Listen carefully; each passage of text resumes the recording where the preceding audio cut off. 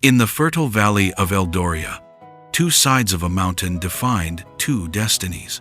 The western slopes, bathed in morning and afternoon sun, were called the sun-kissed side. The eastern slopes, which perpetually lay in the cool blue shadow of the peak, were known simply as the Shady Side.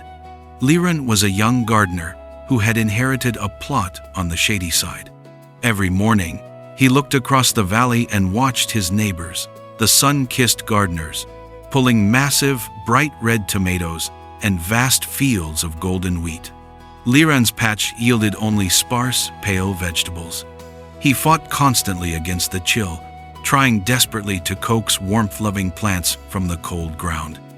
"My fate is unfair," Liran complained one misty morning to Elara, the village elder. "How can I succeed when my plot is starved of light? Optimism is easy for those on the other side. Here, the shade starves everything I love."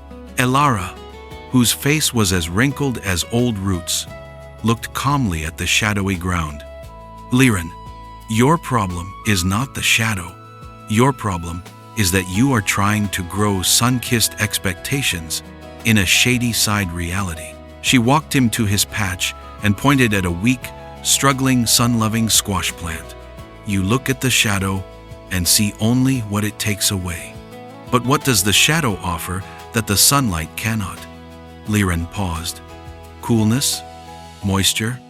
"Exactly," Elara affirmed. "You are given conditions perfect for things your neighbors can never grow.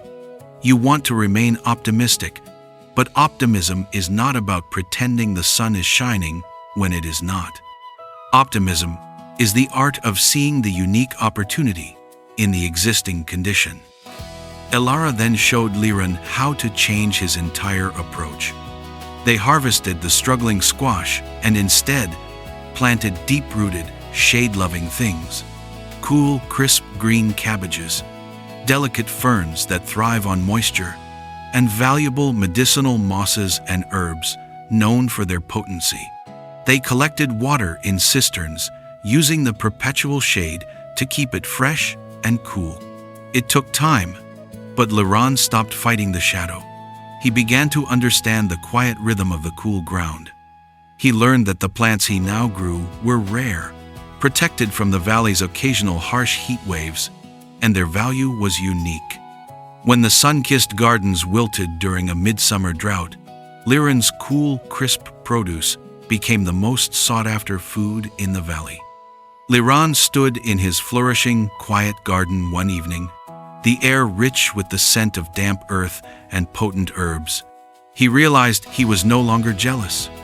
His patch was beautiful, not in spite of the shadow, but because of it. He had stopped asking, "Why don't I have sun?" and started asking, "What can only grow here?" The final lesson Elara gave him was simple. The greatest success comes not when you change your circumstances, but when you change your expectations. Find your sunlight, not by chasing the light across the mountain, but by cultivating what only your shady side can grow.